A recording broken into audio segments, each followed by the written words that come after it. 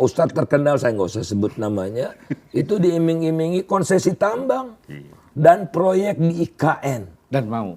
Oh, alhamdulillah tidak. Ini penjaga tidak. umat banget nih. Okay. Ini tanggung jawabnya kepada Tuhan, bukan kepada partai, Kang. Mengutarakan etika segala macam, sementara diinjak-injak etika ini dia diam. Niscaya berontak.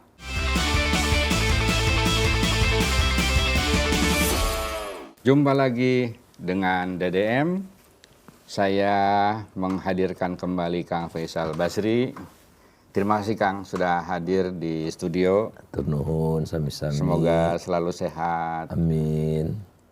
Pandangan-pandangan Akang makin dibutuhkan. Ya.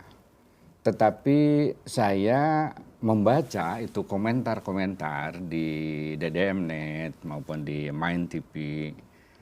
Ini Kang Faisal Basri ini selalu mengkritik kebijakan pemerintah gitu. Nah, ini gara-garanya Pak Faisal ini katanya tidak kebagian kuenya pemerintah, tidak diajak sebagai menteri, tidak diajak untuk jadi komisaris BUMN dan lain-lain. Nah, saya kira ini perlu ada klarifikasi, perlu ada ya hak jawab gitu biar clear ya di mata publik. Apa iya semua orang yang mengkritik itu karena sakit hati, karena tidak kebagian kue misalnya gitu. Gimana Kang? Ya sejak zaman Pak Harto loh, saya pernah ditawari untuk jadi pembuat pidato, speech writer ya. Via Bang Yusril, bisa ditanya ke Bang Yusril, Ihsan Mahendra. Kemudian Bang Sofyan Jalil waktu itu Sekretaris Menteri BUMN, nawari saya jadi komisaris Angkasa Pura II. Bisa ditanya ke Bang Sofyan. Saya bilang ya pikir-pikir dulu ya Bang. Saya bilang. Seminggu kemudian ditelepon lagi, enggak lah Bang, saya bilang gitu. Oh kalau PLN gimana? Dipikir saya kurang besar kali gitu. Ya, tetap saya tolak. Kemudian waktu zaman Pak SBY, bahkan saya sudah keluar kepresnya tim apalah ya, tim akselerasi seperti Keynes sekarang, komite kebijakan nasional. SK-nya sudah keluar. Saya waktu itu di Medan, saya diminta pulang ke istana rapat pertama gitu. Saya menolak. Kepresnya udah keluar. Terus itu kepresnya udah keluar dan ditolak. Udah keluar, saya tolak. Kemudian diminta oleh Ibu Sri Mulyani, bisa dicek juga ke Ibu Sri Mulyani. Waktu jadi Menteri Keuangan saya diminta jadi Dirjen Bea Cukai. Nolak juga gitu. Bisa dicek satu-satu. Ya, bisa dicek satu-satu lah. Kemudian Ibu Sri Mulyani waktu itu jadi Menko, merangkap jadi Menteri Keuangan. Jadi Menko karena Pak Hatta Rajasanya nyawa pres kan waktu itu. Saya dipanggil lagi oleh Ibu Sri Mulyani, diminta jadi staf khusus. Sebelumnya Prof. Doro Jatun Kuncoro Yakti yang saya sangat hormati juga minta saya jadi staf khusus Menko karena waktu itu jadi dubes. Pulang dipanggil Bu Mega kan jadi Menko. Bukan saya tolak apa-apa Pak, saya bilang apapun saya mendukung Prof. Doro Jatun. Tapi saya diminta jadi staf khusus urusan parlemen waktu itu. Saya bilang musuh saya semua Pak gitu, jadi nggak cocok. Begitulah. Nah lantas ketua Tata Kelola Migas kan, ya diiming-imingi jadi komisaris Pertamina gitu. Ya sampai Tata Kelola Migas itu siapa? Mafia Migas dulu. Oh mafia. Zaman Pak Jokowi I. Zaman Pak Jokowi I. Ya enggak juga lah, kita enggak punya kepentingan gitu. Jadi dalam hidup saya, pernah juga diminta jadi komisaris apalah. Itu di zaman Pak Dahlan Iskan, bukan hanya BUMN kan, komisaris swasta pun saya menolak gitu. Jadi dalam CV saya itu dalam perjalanan hidup itu saya tidak pernah jadi pejabat, tidak pernah jadi komisaris BUMN, tidak pernah menjadi komisaris perusahaan manapun gitu. Kang, kalau swasta Konglomerat kan, juga pernah minta ke saya. kalau Gitu. swasta kan profesional gitu. Ya. Ya, kenapa alasannya? Jadi misalnya 3 saya juta? di komisaris perusahaan sawit, ya saya nggak bisa ngeritik sawit lagi dong urusan sawit. Jadi saya ingin menjadi Kebijakan publik nanti masuk. iya, saya ingin menjadi burung yang bisa terbang kemana saja, hinggap di mana saja gitu ya. Karena di luar itu kita bisa berbuat banyak, bahkan jauh lebih banyak ya daripada kita ada di dalam. Apalagi di dalam lingkungannya tidak kondusif gitu buat kita. Kang Deddy juga tahu, saya waktu itu jadi sekjen PAN, kan saya nggak nyalek. Nggak nyalek. Saya yang nyalek. Tidak nyalek gitu. Karena lo kan bagi-bagi tugas gitu, bagi-bagi tugas. Saya nggak nyalek, tapi ilmu saya kan ekonomi. Waktu itu saya diminta jadi komisioner KPPU. Nah ya, oke, itu bidang saya, ilmu saya bisa maksimal saya bekerja di sana gitu. Jadi hidup ini kan bagi-bagi tugas dan yang paling tahu kemampuan saya, kelemahan saya kan saya sendiri. Ya karena itu aja. Kang, kalau misalnya tidak permanen, ad hoc misalnya tiba-tiba Sri Mulyani, ini ada kerjaan nih bantuin ini gitu. Itu tidak juga atau ini kan masalah minta bantuan gitu. Spesialisasi saya itu menggempur, Kang. Jadi ad hoc oke kan mengungkap mafia migas. Oh, saya antusias. Ya, keluar Reza Khalid namanya segala macam dan kita rekomendasikan kepada pemerintah. Risau dia laksanakan atau tidak, itu memang kelemahan kita itu kita tidak punya kuasa. Beberapa hari setelah saya ad hoc di ketua tim tata kelola migas, Ibu Susi panggil beberapa hari aja. Sekarang mafia ikan. Oh, jadi saya masuk anggota Satgas 115. Satgas 115 itu kenapa 115? Kepresnya. Itu yang antara lain tugasnya menenggelamkan kapal. Nah, yang gitu-gitu yang kita mendobrak. Setelah itu benahi silakan. Yang birokrasi yang ada. Kalau kita di situ terus, birokrasinya kan nggak kerja gitu. Jadi kita dobrak gitu. Saya spesialisnya itu kelihatannya.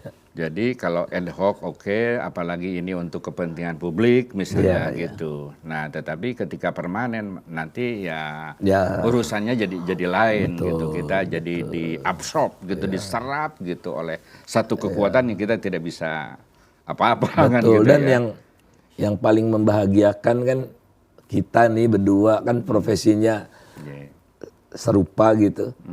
Tatkala kita berdiri di depan kelas, kita mengajar, itulah barangkali puncak kebahagiaan itu ya. Kita men-share ilmu kita, ilmu teori maupun ilmu praktek gitu. Makanya ya sekarang saya jalan aja ke berbagai kampus, ada sekolah politik di Jogja, di mana-mana. Sebetulnya saya sebelum pemilu yang lalu juga ditugaskan gitu oleh kawan-kawan NGO untuk ke Manokwari. Tapi ya kondisi kesehatan saya tidak memungkinkan gitu. Tapi ya mudah-mudahan ini akan jalan terus pasca pemilu.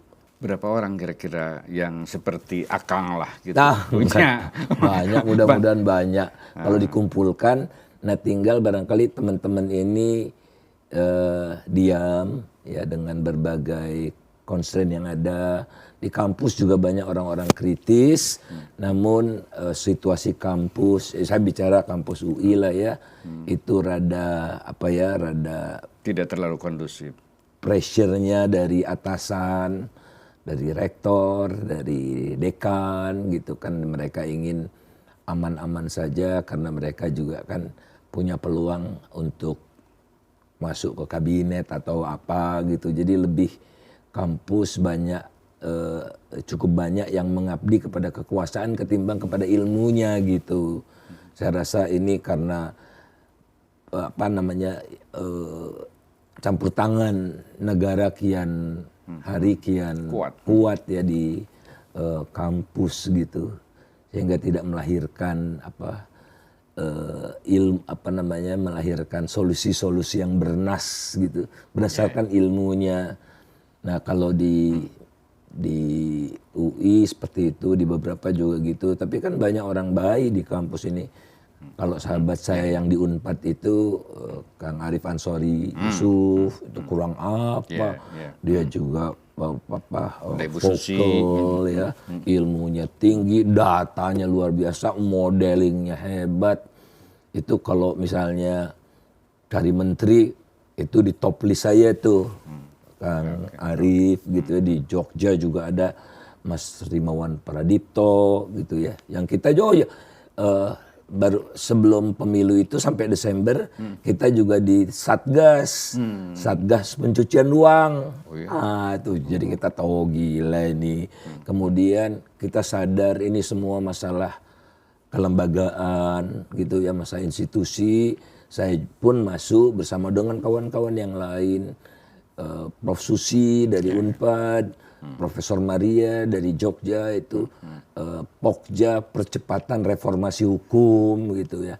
Nah itu kan cuma 6 bulan gitu menyampaikan rekomendasi, sempat serahkan kepada presiden. Ya kita tidak punya kuasa mau dilaksanakan atau tidak gitu, tapi setidaknya kita pernah berbuat untuk itu, kalangan akademisi, dan kian hari mereka kian tidak bisa lagi ya menahan.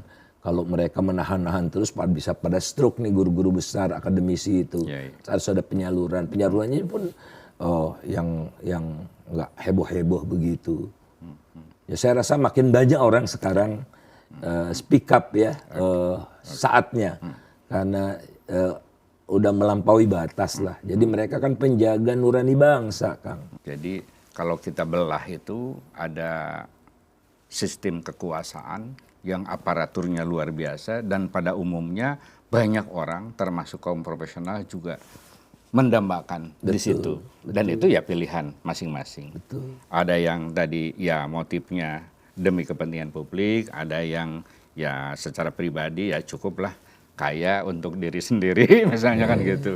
Tapi bahkan ada di kalangan pengusaha juga, Kang. Saya juga ngobrol sama kalangan pengusaha, tapi bukan pengusaha rente ya, pengusaha yang betul-betul karena inovasi, R&D, daya saingnya tinggi gitu, bukan sekedar ngeruk batu bara jual begitu.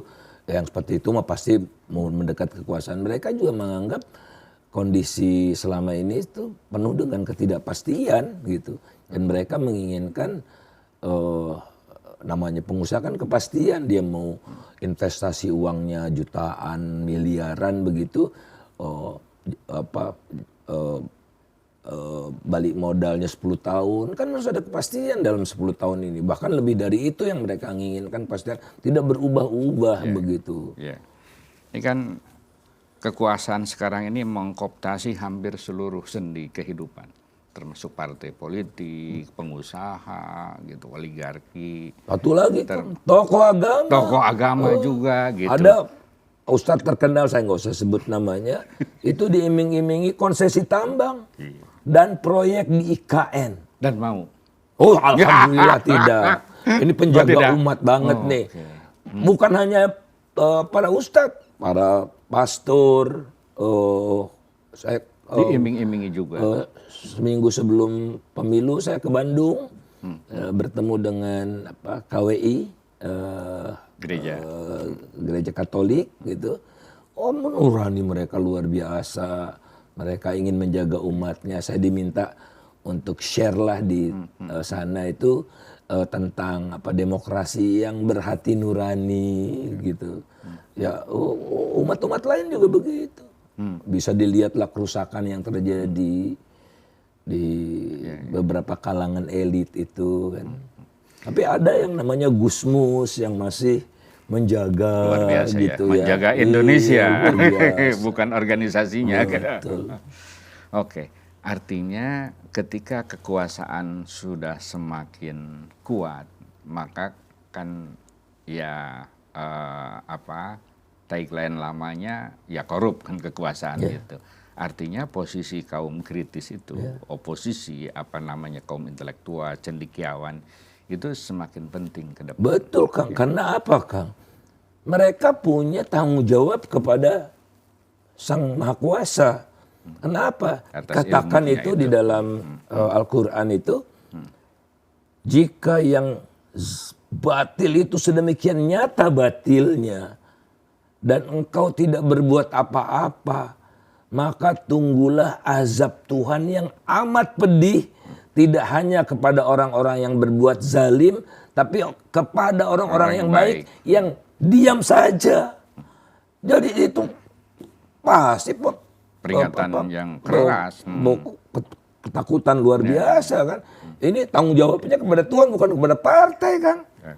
Jadi itulah batasnya itu udah terlewati, sehingga mereka hukumnya udah wajib. Apalagi di dalam sistem yang tadi sudah semakin kuat di perguruan tinggi pun ya, ketika ada tokoh-tokoh yang mengekspresikan keprihatinannya segala macam, ternyata di internal bergolak juga. Karena tadi ada resultante dengan kekuatan-kekuatan yang lain segala macam gitu, ada motivasi yang lain-lain. Karena kan kita punya standar etik sendiri kan, standar kebenaran akademik segala macam. Masa dia berdiri di depan kelas mengutarakan etika segala macam, sementara diinjak-injak etika ini dia diam, niscaya berontak. Yang namanya roh dia sebagai akademisi, roh dia sebagai teknokrat juga kan punya standar sebetulnya. Harusnya politisi juga punya kan, punya standar etika politisi itu. Kalau di Malaysia kan ada undang-undang, karena etika ini nggak jalan-jalan, dibikin undang-undangnya. Tidak bisa calon itu waktu pemilu dia ke partai A, terus partai A kalah, dia mendukung partai lain yang keruk gitu. Nggak boleh, ada undang-undangnya, nggak boleh nyebrang sesuka hati itu. Setelah pemilu, ya kalau memang tidak bisa dari diri sendiri, harus dibuat aturan main yang kian hari kian ketat seperti sepak bola lah kan. Udah ada wasit, sudah ada penjaga garis ya.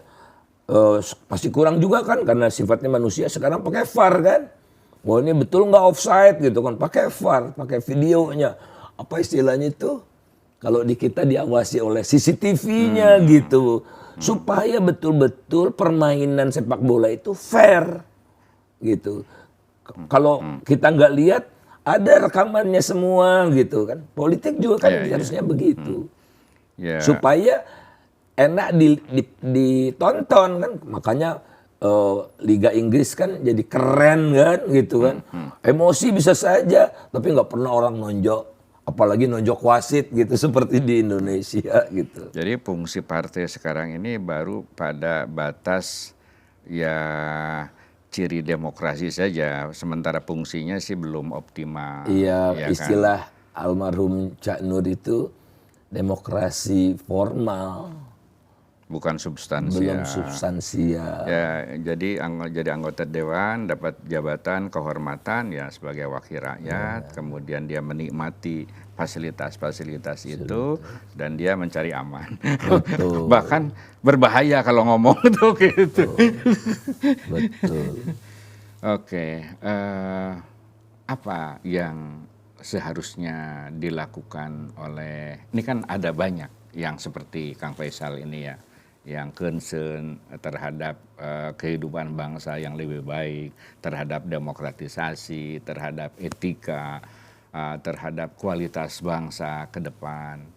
Nah, ini apakah teman-teman seperti Kang Faisal ini masih tercerai-berai atau ya belum menemukan satu common issues gitu yang membuat misalnya bergerak gitu, atau gimana nih?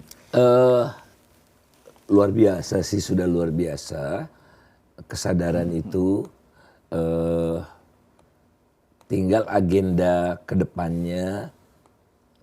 Kalau sekarang itu oke, kita satu sepahaman, frekuensinya sudah sama, tapi belum terbentuk suatu gerakan kolektif yang kohesif gitu, yang memiliki efek pengaruh yang besar gitu. Kemudian kedua, kita lihat oke, barangkali kedepannya yang harus dilakukan juga adalah politik warga. Selama ini kan kita bicara politik kelas berat, politik kekuasaan, politik dan bisnis, oligarki. Nah, kita lupa politik warga. Nah, kedepannya politik warga ini harus kita kedepankan supaya warga itu sadar bahwa pengaruh dari seringan fajar itu jelek. Mereka tidak gampang diiming-imingi oleh uang. Mereka tidak gampang dibodohi oleh politisi yang sedang kampanye. Wah, saya hebat. Padahal itu kedok gitu. Gimana? Ya, kita bicara, oleh karena itu kita menginginkan kan ada truth and reconciliation. Di kita kan tidak terjadi truth and reconciliation ini. Seperti Afrika Selatan kan memaafkan, betapa deritanya orang Afrika Selatan dibandingkan kita, nggak ada apa-apanya barangkali kan. Mampu mereka melakukan rekonsiliasi. Mampu melakukan rekonsiliasi luar biasa. Mereka memandang sesama manusia di sana, apapun agama dan warna kulitnya sama. Bahkan jauh dari itu mereka membantu rakyat Gaza untuk membawa ke mahkamah internasional begitu kan. Karena apa? Nilai-nilai universalismenya itu dan peranan dari Nelson Mandela dan teman-teman di ANC ya, African National Congress itu, untuk mengeduket ini ke warganya gitu. Belum selesai tapi on the right track gitu. Sehingga tidak akan mungkin di Afrika Selatan itu pelanggar HAM itu bisa jadi presiden. Hampir mustahil. Karena nggak ada yang pilih. Karena warganya sudah jelas. Oleh karena itulah kita terus, teman-teman itu memelihara kamisan itu untuk mengingatkan gitu. Karena generasi sekarang tidak pernah tahu siapa elit-elit politik ini karena tidak ada di buku sejarah. Kalau kita juga kan pergolakan kemerdekaan, saya belum lahir Kang. Tapi ada di buku sejarah. Tahu ada. Tahu ada. Tapi pelanggaran HAM nggak ada yang tahu. 98, 65 kita masih tahu. Saya masih SD, tapi 65 ada di buku sejarah walaupun tidak semuanya terang benderang begitu. Setidaknya kita tahu apa yang terjadi, ada macam-macam lah ya dengan berbagai interpretasi yang berbeda-beda begitu. Tapi ada di buku sejarah karena sudah ada, walaupun belum tuntas ya, ada truth and reconciliation. Ada sampai ke pengadilan. Subandrio sampai diadili Mahmilub dulu kan. Inilah ada yang 98 ada yang sampai pengadilan Kang. Ya cere-cerenya adalah sedikit.